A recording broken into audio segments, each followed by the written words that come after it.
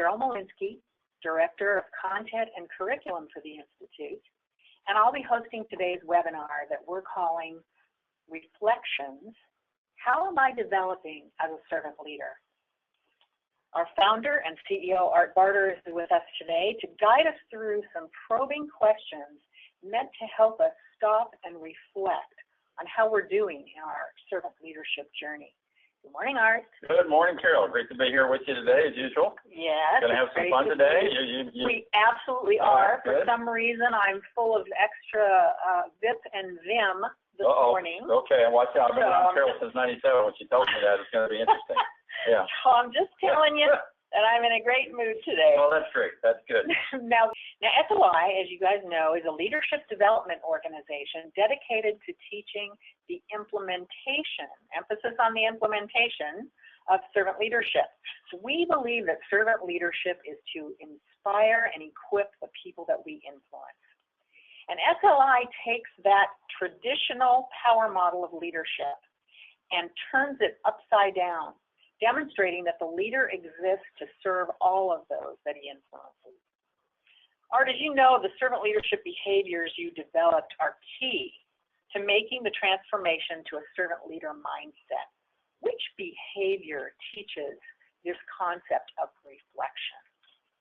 Well, we've got to think about our thinking. That's the one that we focus in on. And leaders have to take their experiences, their education, their interaction with people, and think about what has happened to them. But also they have to think about what you're thinking about. And that requires reflection. And I know that sounds scary to some people, but it is a very, very rewarding and allows you to grow in some very special ways. So that's the behavior we're going to focus on today, thinking about your thinking. Yeah. Right. And so can you share a bit more about the importance specifically of reflection in leadership? Yeah, and I'm going to start with a story today. My first job in high school was with Disneyland out in Anaheim Park. Yeah, that was the job back then. Yeah. And I was hired as a sweeper. We didn't call ourselves janitors because, sweepers sounded a whole lot better. And so I was a sweeper. I spent some time sweeping up trash in the park. And that was fun. I got an opportunity to move into wardrobe and work behind the scenes, which was a lot of fun because I get to interact with all the people that worked on different rides that required wardrobe. And so that was a lot of fun. And I was in school studying business, and I had an opportunity to move into accounting. I said, hey, I'm gonna take that opportunity. Now, why is that so important is my experience with Disney, we were allowed to go in the park and have lunch in the park at any restaurant we wanted to. We normally had about an hour for lunch, and so we got to go out in the park. But in the summertime, it was great just to sit and watch people. And I look back at my time there, and that's when I started to learn about observing people's behavior and learning from how they behave. And I could tell you all the families that came in the morning that were going to have a great day and leave together. I could tell you the families were mom or dad. They weren't thrilled to be there. They weren't going to have a great time. And I learned to observe people. Now, I left Disney because I wanted to do some other things. I didn't want to hang around and go into the process of Disney to get ahead. So I went to work for a manufacturing company. And I was in accounting and finance, so I worked in accounting. And so I was great at spreadsheets and numbers and all that kind of stuff. I went to work for a gentleman who was general manager of a small division out in Irvine. And we had to have a layoff one day. And my boss wasn't comfortable with being in front of people. So he decided that he would have a microphone installed in his office.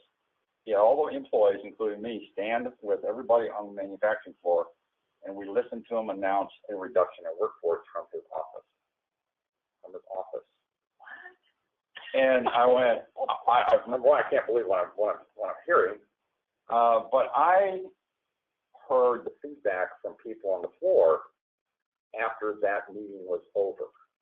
And what I heard was people talk about, I can't believe our leader doesn't want to be in front of us. It doesn't want to talk to us. It doesn't want to have a relationship with us.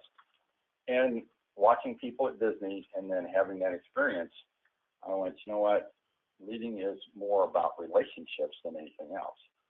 Now, I think about those experiences almost every week. because I want to remind myself I don't want to be a leader like that. But those experiences, even today, help me grow. And I can't grow without reflecting on those experiences.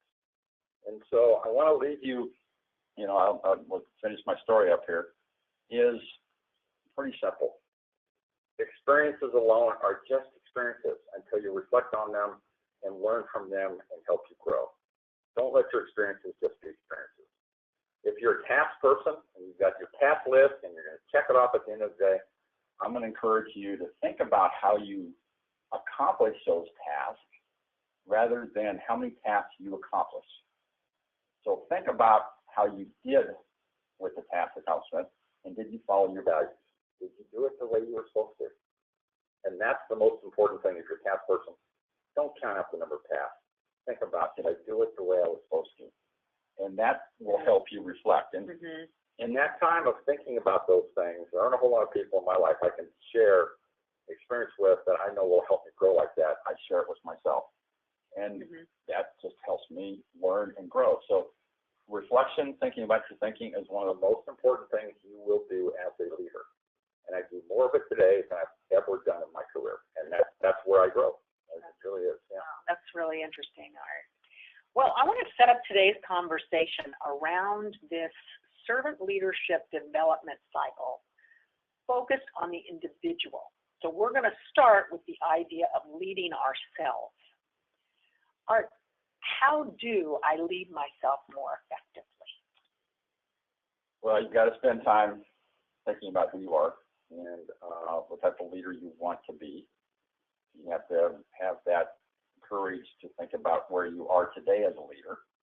And when you define where you are today and where you want to go, now you can develop a plan on how to get there. But this is something you have to do with yourself. You can get help from other people, but you're the only one that looks yourself in the mirror every morning, and you're the only one that says, you know what, I'm happy with what I see. And there's a great poem about a man in the mirror, and I won't share it with you today, but you can look it up on the internet. And it really gets down to, you know what, the only person you can't fool in the room is the man in the mirror. And so if you want to start growing and you want to impact your team in positive ways, you have to start with yourself. The thing about servant leadership is you can't stay with yourself because it's not about you, it's about other people. But you have to start with yourself to change your behaviors and to change what you believe in, change in where you're going. And you've seen that transformation, Carol. You know exactly what I'm talking about. And, we've told you before, Carol and I have been together since 1997. So 20 years this year, right? Indeed. 20 years. So she's seen the best of me. She's probably seen the worst of me. It works both ways. It works both ways. But you've got to spend time with yourself. And, don't shy away from that. It's a very important time for you to grow as a leader to start with yourself. Because you can't help other people if you don't trust yourself. You can't help yourself. You can't learn from yourself. So it's very difficult to help other people. One of the things I think that is so unique about servant leadership is you can adopt all of those behaviors that you think are important, and they are important. But what will happen is a change in yourself as well. So it isn't just a matter of you're dealing with other people. It is an internal transformation that takes place, and you can't.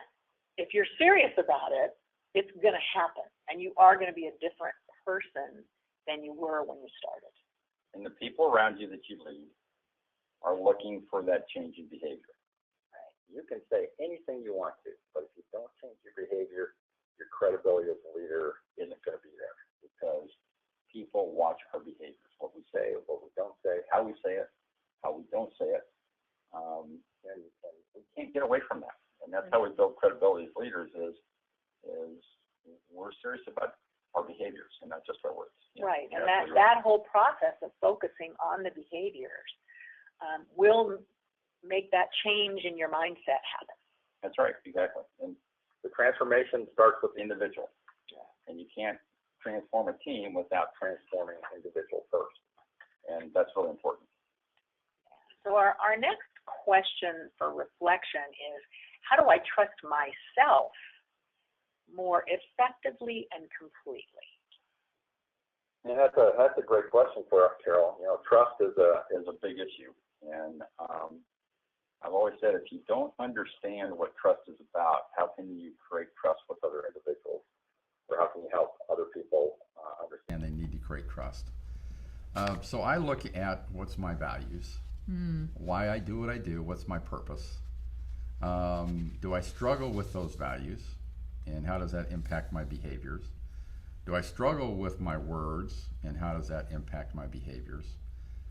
And if I'm honest with myself, and I can sit down and go, you know what, Art, I wasn't the best servant leader last week, and here's why, my behaviors. Or my team around me can sit down and say, Art, you know, you really weren't that great the other day. You really need to do something different. Or our most telling is our spouse, our significant other, our best friend, whatever you have in your life. Those are the folks that know you the best, and you need to listen to them so you can trust yourself more. Once you learn how to take that input and think about it and what you want to do with it, now you can start creating trust with yourself. Once you align your values with your actions, you align your beliefs with how you know what you do in life, life is going to be so much easier to live because you're not going to have this internal conflict going on. Because if you've got these values and you want to do things this way, but you've got this life over here that doesn't allow you to live your values, you were in constant conflict. You're constantly banging against each other, and you know what? It's going to take a toll on you physically, mentally, emotionally, and you're not going to be happy. So develop trust with that person in the mirror.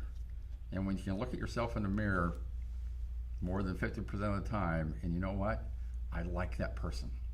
Not how you look, right, but what you do in life. And you know what? I'm working in my gifts. I'm doing what I'm supposed to be doing.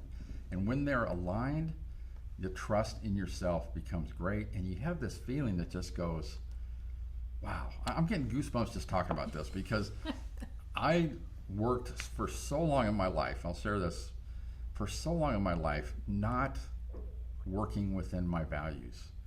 Working in a public company that all I cared about was making money. And you know what? I don't want to go back to that because I wasn't happy in that environment. I was climbing the corporate ladder and I got the positions I wanted, I got all the benefits that go along with it, but I wasn't happy. And you know what? Life is too short to live it just to make some money and not be happy. So trust yourself when you get that feeling that goes, you know what? I need to find something to do that I really like. So why do you do what you do? Number one. yeah, Can you trust yourself if you want to work in your gifts? And that's a big step. And then you go, okay, well, where can I work in my gifts, and where can I work for a company that will acknowledge my gifts as an individual, and where I can be happy? And those all come together, and it's not an easy journey because, again, you have to look yourself in the mirror and go, I trust Art. I trust you today that you know where I want to go. Yeah, yeah. Okay, now this is one that I love. This one's a little Carol, tough. I got to share a story. That Sure. this is what my dad taught me. He was a very straightforward man, and he said, you know, son, tell the truth. He says it's easier to remember the truth than it is the lie that you told. And you know what? I remember that like it was yesterday when he told me that. And I was fairly young when he told me that. I think I was in junior high. And my guess is I probably had just told him a lie. And he was trying to give me this advice, you know what? Just tell me the truth. And you're going to have a whole much better experience with me. And so, you know, trust and truth go hand in hand. And so think about that a little bit when you're in an environment where you're just stretching the truth a little bit, and or you're going over the line. But, you know, it's easier to tell the truth over and over again than it is to remember, what did I tell Carol last week? Because now I got to tell it again, and I have to tell her the same thing, right? So, well, you anyway. got to try to tell the same Yeah, so thing. thank you for letting me share that Hey, story. no problem. Yep. So here's the tough question. How do I both lead and follow? Well, how do you follow? Leaders need to be able to recognize and admit when they're not the best person in the room that has the knowledge. They have to admit that I'm not the best person to answer this question. And when I run across leaders who just have an answer for everything, you're really going to run into an organization that, you know what, they just do things because that's what the leader told them to do. If you can sit around a table with your peers, or if like a CEO like myself with my senior team, and tell my team, Eric, I don't know the answer to that, but I probably know some people that know. Let me go find out what that is. And folks out there that are in with your peers, etc., it's a whole lot easier to admit that you don't know the answer than to give an answer that just doesn't make sense. And people around you know when you're doing the little dance, it has 2 letters in it, the BS dance, as I call it, people know. They know. Yeah. And acknowledge your limitations. You're a follower when you acknowledge your limitations. What does that mean for me? Don't put me on the floor and let me build products. I'm not good at that. Don't put me in sales, because I hate the word no. I don't like to be rejected. Salesmen and saleswomen get rejected every day in their life. And they're special people because they take no's more than they get yeses. I will not survive in those 2 environments because it isn't what I do. It's not my gift. How do you lead? You got to listen first before you add value. Think about that for a minute. How can you add value if you haven't listened first to understand? Listen to understand what people need, and then meet them where they are, and then you can add value. Let your behavior show your heart. Leaders, listen. Let people see your heart, not just your knowledge. Let people see your heart, because when they see your heart, they're going to recognize that you're a human being and that you're just like everybody else. And that's when your team will come together, when the leader shares, hey, I'm just like everybody. I'm going to make mistakes. I'm going to ask for your forgiveness and for your grace when I make mistakes. And so let people see your heart, and that means being open and transparent when you make mistakes, and open and transparent when you give credit for who really made things happen. Right, leaders? You don't get the credit for every time things go right in your organization. Give credit where credit's due. So, and that's it. That's a 2-way street, and you can be a follower or a leader in the same meeting. Right. Yeah. And, you brought it up, Art, about this idea of adding value. Add value to others is one of our servant leadership behaviors. And I think if we went into every, team situation, every meeting, in every encounter, even if it's one-on-one, with that idea primary in our mind to add value to the situation, it's a whole lot easier to say, in this case, I need to follow. Right, Maybe exactly. I don't know, maybe I'm not the best person to lead this. I'm going to back off and let somebody else do this. You have experts in your company that you've hired for technology, for sales, for manufacturing, whatever your company is. You've hired the best people to do that job. Let them do their job, because you're going to be a much better leader if you let people do their jobs. Yeah. But that's the one, you have to be comfortable with yourself one-on-one, right? Oh, Before absolutely. you can get comfortable with helping the team understand that you're a follower just as well as a leader. Because I think when you do that focused work on yourself, you're able to sort of think in the bigger picture when you're in those team situations. Exactly. Yep. Which is really important. Yep.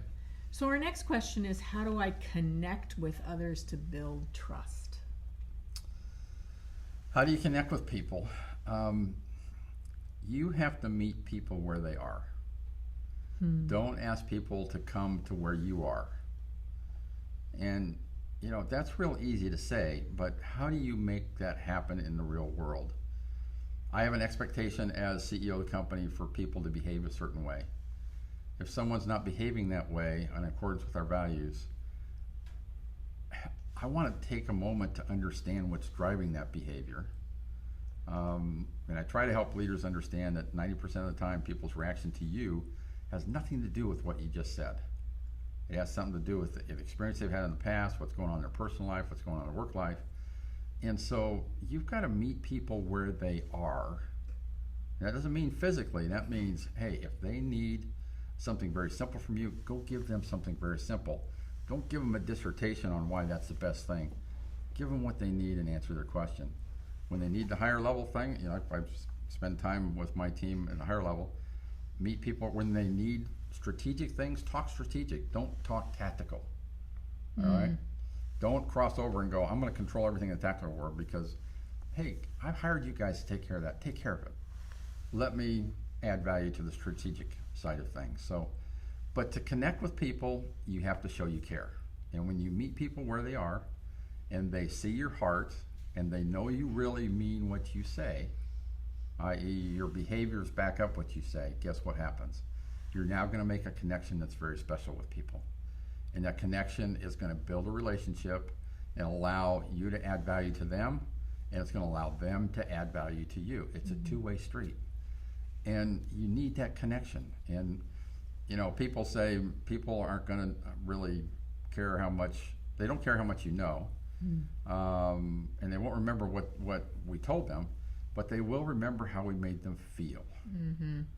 And when we start to feel what others feel and we have empathy, now we can connect with people and build trust and build relationships.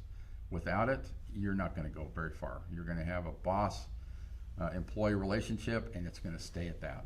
And that's going to hinder your ability to grow as a company, as a group, as a department. And so connecting with people is really something you have to do to build trust. And don't take it lightly. And just remember these words: meet people where they are. And that's the best thing you can do for folks. Yeah. That's great. So now let's move to leading in the team or the family. How do we improve the quality of our relationships at home, at work?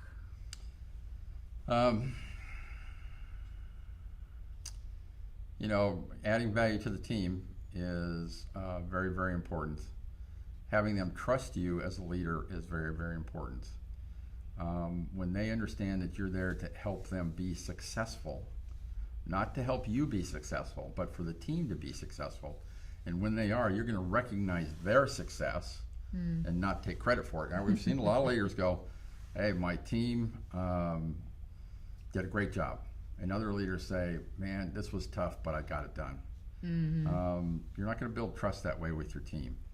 And like I said, meeting people where they are, connecting with the team, but helping the team understand that they can be better together than they can be as individuals. They can do more together as a team than they can as individuals. And when they trust each other, and you've established that trust, and you ask them to trust each other, things are going to get done quicker. They're not going to cost as much. And guess what? Projects are going to get done on time. So can you imagine your company if you can say a project came in under budget, it came in on time, and everybody's still friends at the end of the project? Yeah. Right? I mean, that's great. That's great. Everybody still likes each other at the end of the project. And so, you got to go through it. Now, family, I've talked about this experience with my daughter, Jennifer, and, your family just needs to know this. It's plain and simple. Let them know that how much you love them isn't going to change based on anything they do. Let them know that your love is unconditional, and it isn't privy on any behavior or doing anything better. You love them because they're your family. And once, especially parents with teenagers, once teenagers hear that, it doesn't matter what you do, it's not going to change how much I love you, that's going to change your relationship with your kids. And take it from me, it took me a while to understand that. And when I started to understand that and go, it's not up to me to tell them what to do. It's up to me to help them find their gifts so they can live a happy life. But I need to love them unconditionally as a parent, because I don't care what you do. It's not going to change how much I love you. And that's changed my life dramatically with my family. Lori, my wife, loves to say, if servant leadership can change you, it can change anybody. And I go, okay, well, let's not go that do far, we have okay? to go there? Yeah, do we have to go there? We have story after story after story of people taking servant leadership into their home and hearing about relationships that have changed, marriages that stayed together, children who have a great time with their parents. We have an outdoor theater here in Vista called the Moonlight. my favorite spot in the whole theater is to sit on the back wall to watch families. And I get to watch families sit together on a lawn, have a picnic. And when the show starts and the lights come on, I see kids getting into mom and dad's laps. I see cell phones going in purses. I saw a great little girl jump into dad's lap. And mom was sitting over here a little bit, and mom's looking at the daughter going, well, how come she's getting all the hugs? And I watched mom pick up her chair and put it right next to dad. That's so nice. And I went, that's what life is about. How do we bring families together? And it doesn't matter what the definition of family is. How do we bring families together? Serving people, having your focus on other people, that's the best way to bring families together. And I will challenge you, take it home. Take it home and watch what will happen, because your life will be transformed. That's part of your journey as an individual. Right. We don't get to pick and choose who we serve. I don't get to say I'm only going to be a servant leader at home or at work. I have to be a servant leader 24/7, or I'm just a fake. I'm just a fake. So do you want to live it 24/7, or do you're great Monday, Tuesday, Wednesday the world bogs you down, Thursday and Friday I'm back in the power model, Saturday and Sunday I spend time reflecting, I really don't like who I am, and I try it again. Man, we'll help you get out of that cycle. So anyway, I kind of got carried away there, Carol.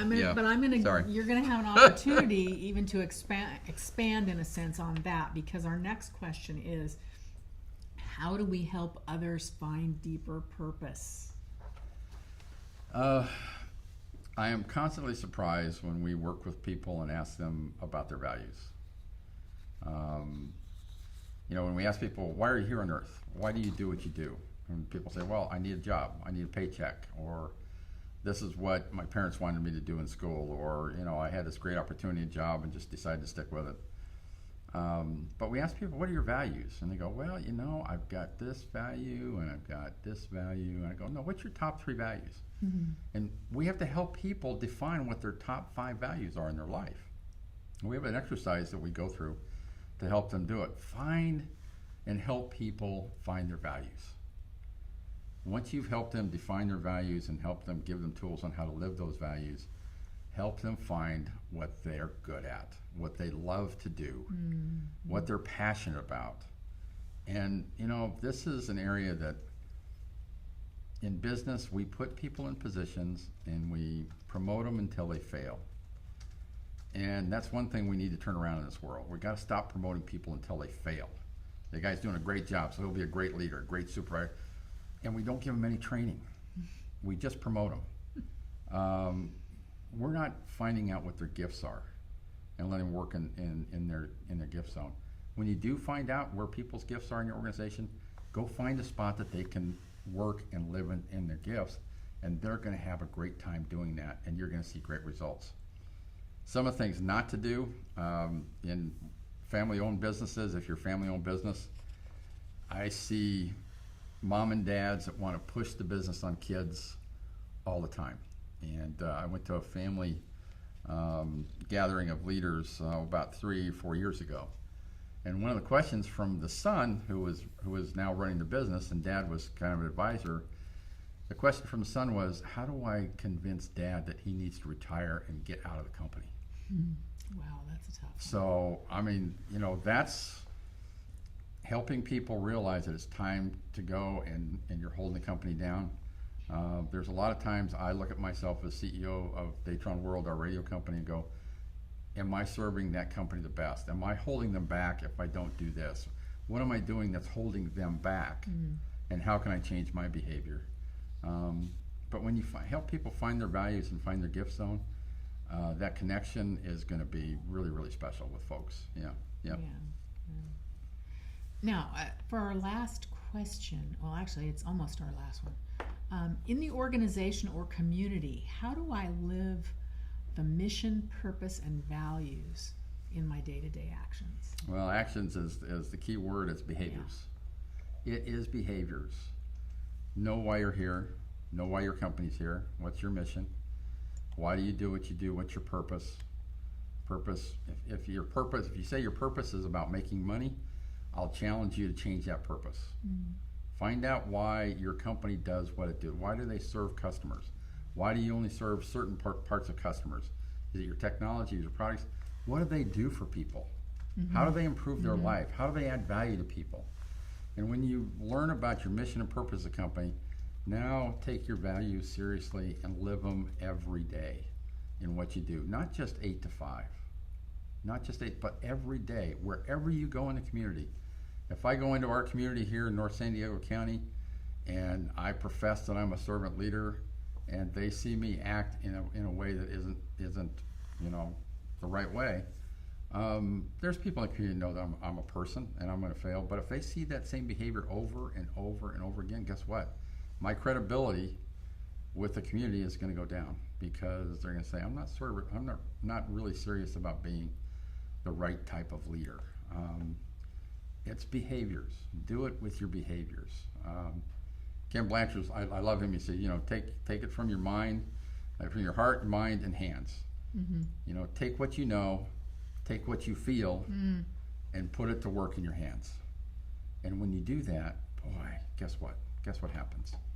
Wow. I don't know how to do that, to take your knowledge, take your experiences, take your heart, and put it to work without spending time with yourself thinking about your thinking. I don't know how you do that without doing that. So anyway. So do you like my little phrase I thought of? I shared this with you on our notes for today. It's take it off the walls and into the halls. Into the halls, yep. Put it to action. Put it into action. Exactly. Take it off the halls, the walls. So as you can see, this little chart that we have can really be a great tool to understanding your path as a servant leader. Our last question, Art, but a meaty one and great for reflection, is what do I need to unlearn as a servant leader? I just love that.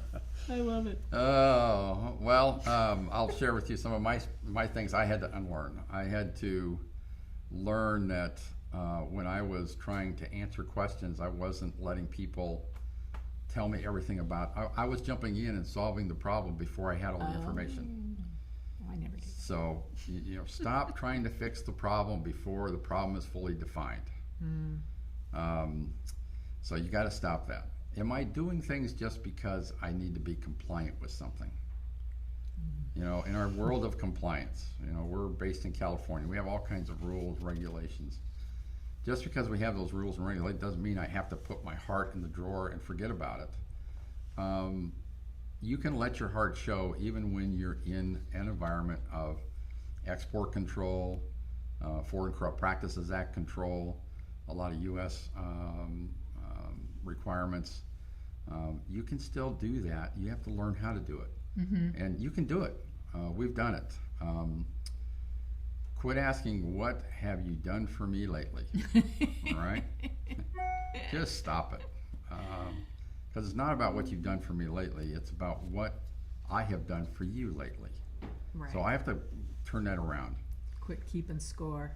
And this one, this is so pervasive. And I think it's getting better. I think we've made some progress here.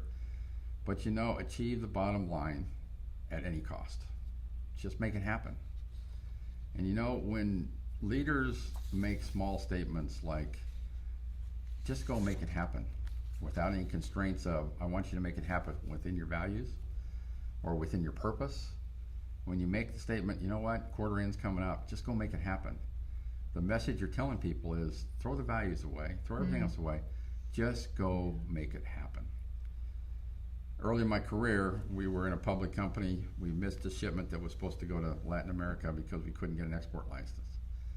I remember that evening on Friday, we didn't make the shipment. We had to go tell the president. The president decided to chew us out left and right. And we left with no skin. Literally no skin, because he just ripped into us. Oh my goodness. And instead of asking what occurred, what can we do differently, what can we learn from this going forward, his response was, it's all your fault, don't ever let that happen again, and if it does, you're fired. Boy, that inspires me to come back Monday morning. I'm ready to go, right? Let's go. Watch your words. Learn that your words have some very interesting meanings and how you say them. And I love what you came up with, Carol. That, you know, your values can't be post-it note values. Mm-hmm. Can't be post-it note values. They have to be for real. They have to be things that you behave and live. And so you have to unlearn some behaviors. I started my transformation in my late 40s into servant leadership, and got serious in my late 40s, 50s. I wish I'd had someone teach me about servant leadership in college. There wasn't a class on servant leadership. There wasn't a class about serving others. It was, how do you make the quarterly profits, and how do you serve your shareholders? And you know, that's okay stuff, but there's relationship stuff you need to be focused on. So there are behaviors you need to undo, and just be conscious of that. It will take you a while to undo those behaviors. Yeah. Yeah, great. Well, now it's time to take questions from our listeners. So once again, here is where you can enter your questions, and we'll answer as many as we can. So our first question is, what has amazed you the most on your servant leadership journey? You know, the thing that has surprised me the most as a leader, now I've been in the CEO role since 2004. I've been in senior leadership roles most of my career. But when we started implementing servant leadership in 2005, what I wasn't prepared for was two things. I knew that I had to get results. I couldn't put the company on hold while I was implementing a different culture. So I knew I had to get results. So I had to impose upon the team, you know what, I still have a goal for the year. We still have responsibility to generate profits and cash to keep people employed. But we had to focus on a different motive. It wasn't about making money. It was about, how do we create an environment where we can generate enough things to do what we want to do. Now, we were private, so that makes it a little bit easier. But the second thing that I was most surprised about is people's transformation occurs at different speeds, at different rates. Some people will transform faster than others. Some will take longer, depending on their experiences, what they believe in, their values. And I wasn't ready to take, I had 30 senior leaders at the time. I wasn't ready to deal with the different speeds of transformation and still get results at the same time. Now, we were fortunate enough, we had plenty of backlog. So we had no problems about getting sales and backlog. Our challenge was, how do we deliver to the customer when they need? So those are the two most things. And the transformation, the toughest thing I've done is manage that transformation of people and what they believe and how they act as leaders, and get results at the same time, because I can't tell people I can't give them a job because I'm implementing servant leadership. I still have a responsibility to be successful. Right. I have to be a good steward of what's been placed in my hands, and being good stewards means I keep people employed. I keep the business running. I don't put it on hold. Yeah. So. Great. Okay. Our next question is, public companies have quarterly earnings that they have to meet. Not conducive to servant leadership. Do you suggest finding other kinds of companies than public ones? What kinds? There are a lot of public companies out there who believe in servant leadership, who operate on their values. You've got to go find them. Public companies have a responsibility to have quarterly earnings. I don't think that's ever going to go away in my time frame. There's still going to be this desire to give things back to the shareholder, and there's going to be short-term investors and people who want quick results and et cetera, until leaders of companies say enough's enough, we're not going to do this anymore, we're going to make decisions what's best for the long term, that's going to continue. So you're still going to be in that environment. What I encourage you to do is look at a company and their values. Are they serious about performing under their values, or are they not? And if values are just on the wall and they just want to get results any way possible, and they'll break whatever they need to do to break it, guess what? You need to go find a different company to work for. Because if the company's not serious about its values, and you want to live your life under values, guess what? It's not going to happen. Great book. I would suggest everybody read, if you haven't, Dare to Serve, Popeye's story. Cheryl Batchelder. Cheryl, if you're listening out there, you did a great job. Great story. She increased shareholder value, but more importantly, she served the franchise owners, and they love her. They love her because they made them successful. And in Dare to Serve, she asked, who do we serve first? And it's not do we serve first, it's who do we serve first and make successful in our organizations so we can be successful. And she had a great heart, served a lot of people. If you're following that story, they just got bought up by Burger King. Burger King let go of all the people who made that environment great, and it's going to be interesting to see what happens with that product line. Burger King didn't buy the culture in the company, they bought a product line. And when I was talking to Cheryl last, I said, Cheryl, look at it this way. You have a lot of people who know how to add value to companies the right way. They're going to get jobs without any problem because people are going to see the value in that. So look at your company. If they're serious about their values, then you can do some work. If you're going to have people in your organization that are going to be power leaders. If you're under a power leader and there's no way they're going to change and they're ingrained in there, they're not going to go anywhere, they're going to retire at the company, you have to make a decision. What do you want to do and where do you want to go? The advice I give everyone, don't make a decision when you're upset. Don't decide that you're going to go in Monday morning and resign because they're not living their values. You have a responsibility as be a good steward of your family and their financial needs. Do it the right way. Don't do it emotionally, okay? So anyway, but if you can't see it coming in your company, you've got to go find something else. If you can say it's okay, that's a decision you make. Yeah. Next question is, can a servant leader lead by asking questions? And what are some good questions? Oh, my favorite. 2 questions I always ask. These are 2 great questions. Tell me more. So when you're talking about an issue in your company, just keep asking the question, tell me more about that. Tell me more. Or you can say, help me to understand.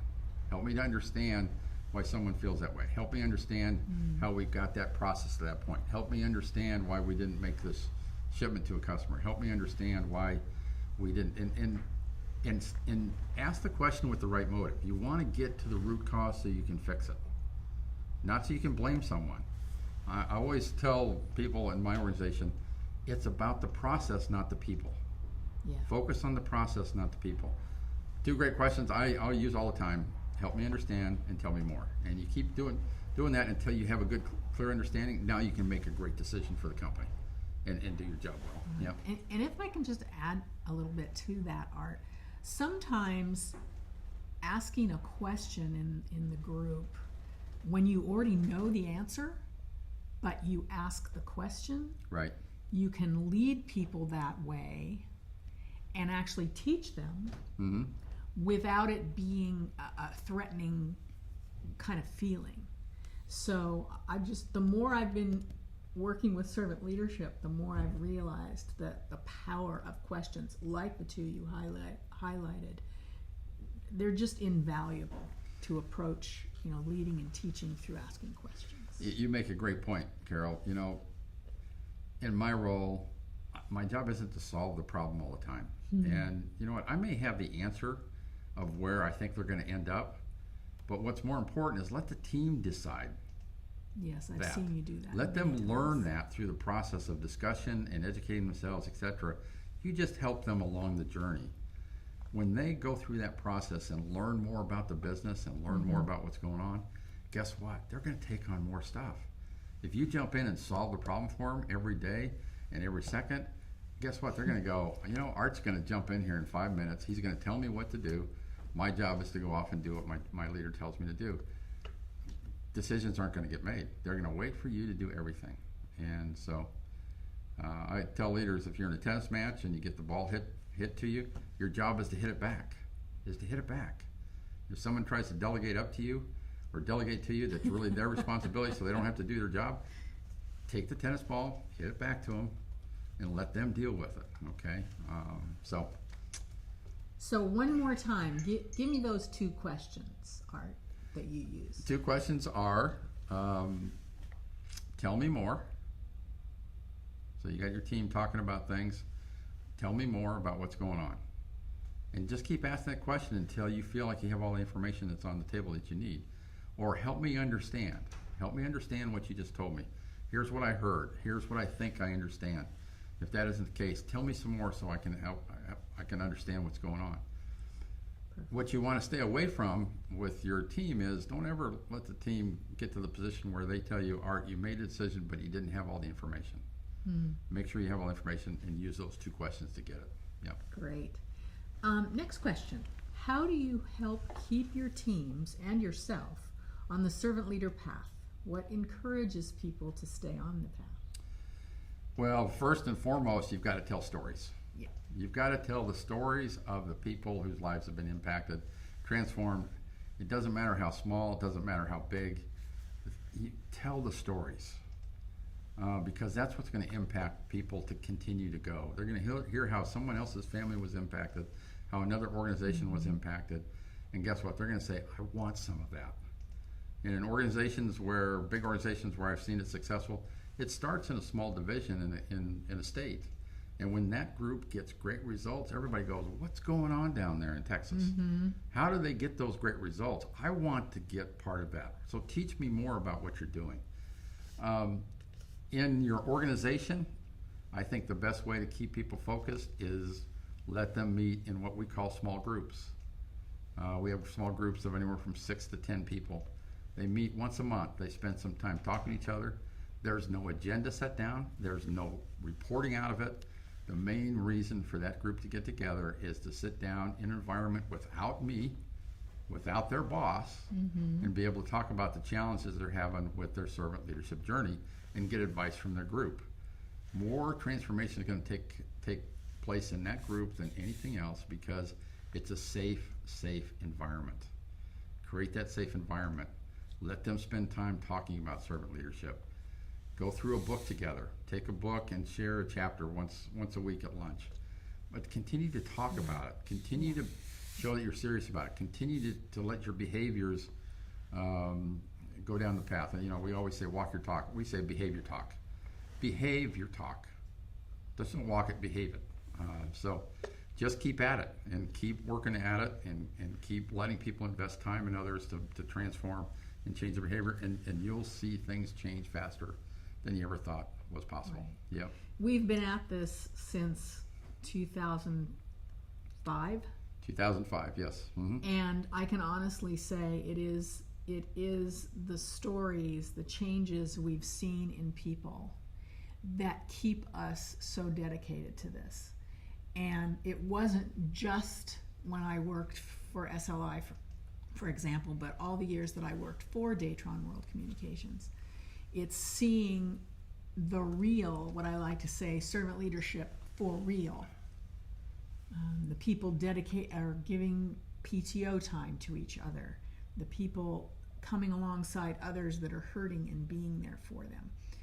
Those are the things, as well as the company getting great financial results.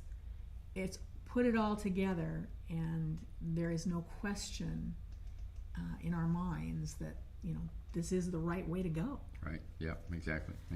So our next question. We have another question. Is I fun. think so. Yep. Oh boy. Watch okay. yourself now. If you had one servant leadership suggestion for our POTUS, what would it be?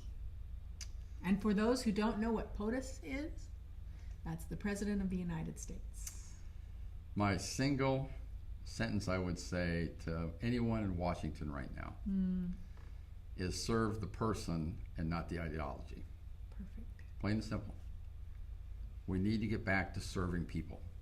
It doesn't matter who they are, what they believe in. We have to serve people. We've got to put the ideology aside. People are more important. We've got to get back to where we can agree to disagree.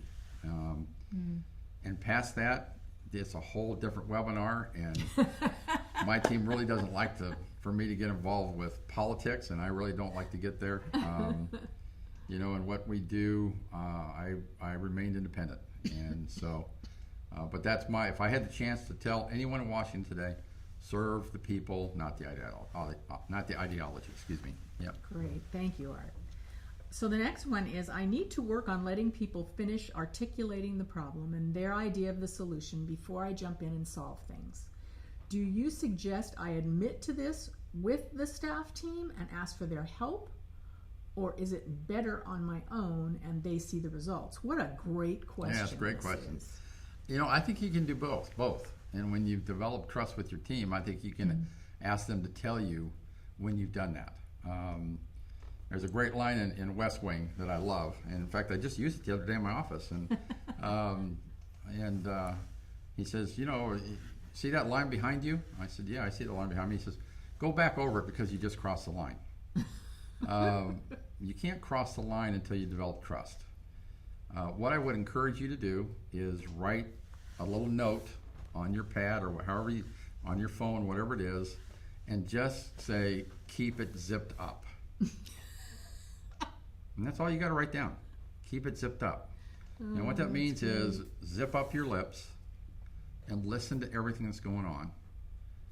And you can start with the questions: okay, do we have everything on the table? Has everybody said everything that we need to say to make a great decision for the company? Keep asking that question, and when people around, everybody says yes, everything's on the table, now you can go solve the problem and get into problem-solving mode. I would encourage you, let the team solve the problem. And you just say, hey, that's a great resolution. How can we go make it happen? So just write that note to yourself, zip it up. Zip up your lips. It's pretty easy to do. You may end up biting inside of your tongue or inside your sometimes, but the little, challenges you have inside your mouth is worth it, because when you let the team go through and put everything on the table, now you can make the best decision for the organization. Yep. I hope that helps. Yeah. And here's our final question, and it's a great one. I feel nervous to show my heart as a leader. Where do I start? I was just sharing this with someone this morning I met for coffee. And we're always amazed when we walk into our organizations and we ask people how they're doing, and everybody's great. Everybody is great. If you want to start letting people see your heart, when you're having a tough day, you go, you know what, I'm having a tough day. And right now isn't the best time for me to help you with that problem or help you with that issue, especially when it comes to spending money. Yeah, people have times where they're the right times to approach people, but you need to help them understand when those times are. And that's what you can do to start. Let people see your heart. One of the things that I think when you get to the point where you're mature in your leadership walk, you can ask people to help me understand why I upset you. What did I do to upset you? Help me understand what it is. And last year or year before, I upset someone, and I said, help me understand what happened. I didn't do it that day. I waited a couple of days to let it settle so I could ask the question in the right environment. And she said, when you were speaking about that problem, you had this unbelievable frown, scorn on your face. It wasn't what I said. It wasn't how I said it. It was the look on my face that did it. They were seeing my heart when I was frustrated with things. Don't be afraid to share your heart. You're going to have some times where it's going to be challenged, but you can share your heart and let people know you're a real person. First thing you can do is admit your mistakes. As a leader, admit when you're wrong or admit when you don't know something, because that would go farther than anything else. And it's okay to say, I don't know. I don't know. Or you know what? I'll find out and I'll come back and let you know. And if you're not comfortable with that, just say, hey guys, I don't have time to do that right now, but I'll come back to you this afternoon or tomorrow so we can have that discussion. Go off and do your research on that, and that will make it safe for you. But just don't go into discussion. Go find out some things before you show your heart. Those are kind of some tools you can do. But don't be afraid to let people see that you're a human being. And leaders need to just openly admit, guys, I'm going to make mistakes. And when I make mistakes, will you help me get better? And when a leader does that with their team, transformation takes effect across the team, because now you're part of the team. You're just not a boss. And so show your heart. If you're having a tough time with that, I would send you to my journal. Get the journal, start journaling, help you understand how you can change your behaviors a little bit. That's a great idea. Change those behaviors, and then that will help you show your heart a little bit more. So start with the behavior, and then that will help you show your heart. That's a great approach, and because it's in bite-sized pieces. Don't think you've got to change, and do 50 things differently starting tomorrow. Start with one thing, and I think you'll see great results. Well, thank you so much. Those were great questions. And let me remind you that Mr. Barter is an active speaker, and he would love to come and talk to your organization about servant leadership.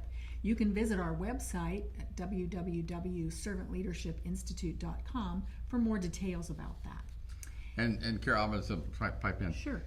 Everybody, just if you want me to come talk or want some help from us, tell us what you need. Tell us what you'd like us to do.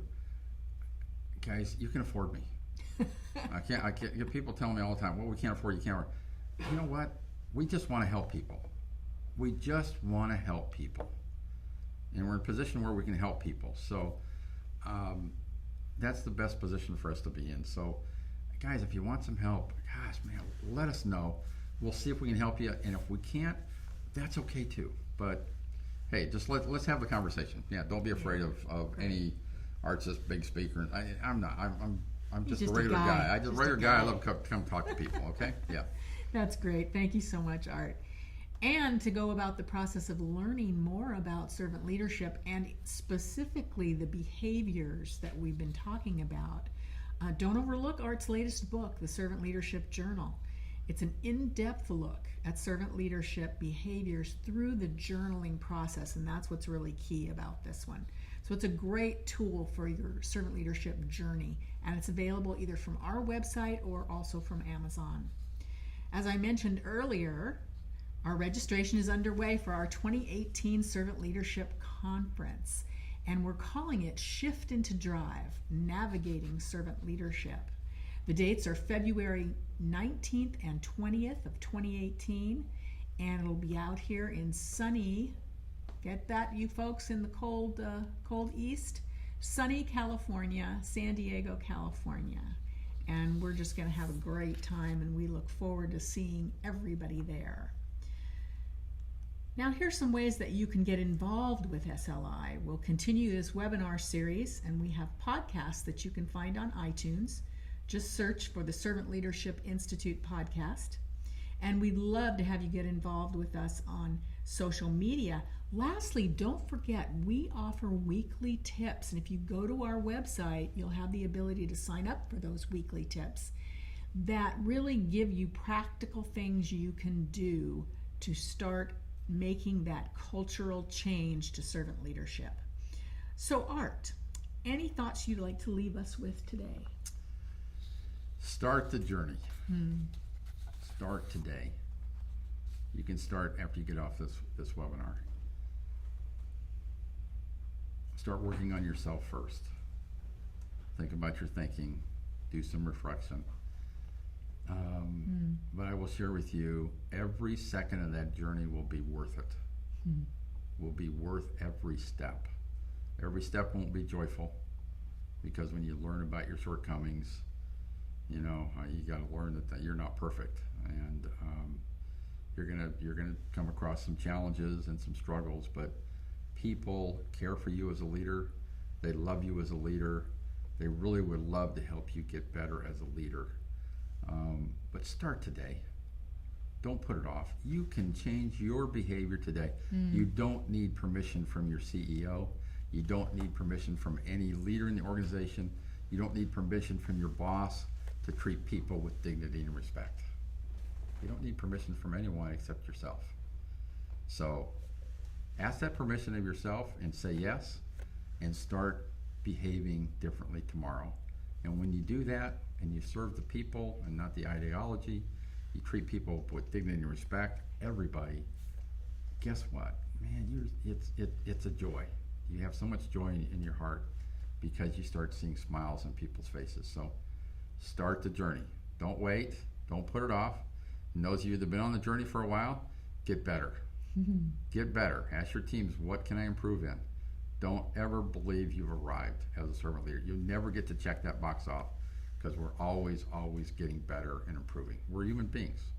So just keep that in mind. So Carol, great to be with you today. Great a to lot be of fun. with you as always. Yep. Thank you everybody for being with us. We'll see you again next month, doing some podcasts, as Carol said, but this journey is very, very special. Be a servant leader. Live your life for the sake of others.